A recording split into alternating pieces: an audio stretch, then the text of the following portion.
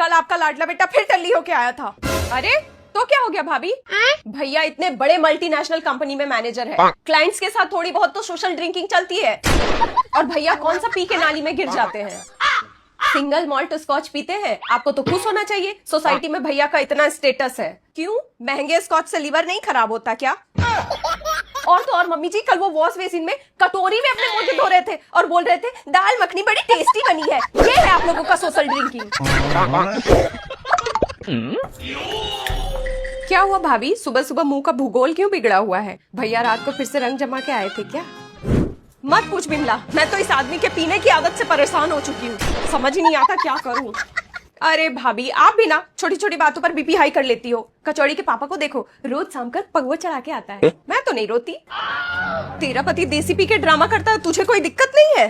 अरे भाभी, जिस दिन नहीं पीता उस दिन दिक्कत हो जाता है। पूरा दिन खिसियाया रहता है, कभी चाय में चीनी कम, कभी दाल में नमक ज्यादा, और जिस दिन चढ़ा के आता है वो मेरा राजा, मैं उसकी रानी। देखा भाभी, बिमला दीदी से कुछ सीखो।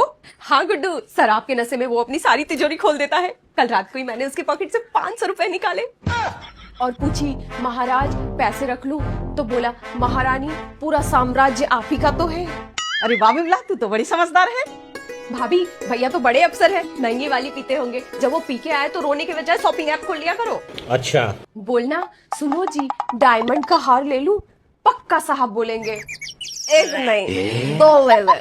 तुम लोग पागल हो? कल रात वो अपनी कीमती घड़ी होटल पे छोड़ा है, और तो और अपनी गाड़ी का बम्पर भी ठोका है। अरे भाभी, गाड़ी का क्या है, इंश्योरेंस है ना। भैया की खुशी से बढ़ के है क्या गाड़ी और घड़ी? बात तो सही है। यही नहीं, अभी और सुनिए। तू भी ना बहु बात का बतंगड़ बना देती है। मेरा बेटा इतना सीधा है, पी के आके चुपचाप सो जाता है। हाँ मम्मी जी, सो तो जाते हैं पर बेड पर नहीं। कल रात वो किचन के प्लेटफॉर्म पर सोए थे। क्या? और जब मैंने उठाने की कोशिश की तो मुझे बोलते हैं अरे भाई 1 प्लेट बिरयानी लाना। मैं उसे किस एंगल से भाई दिखती हूँ?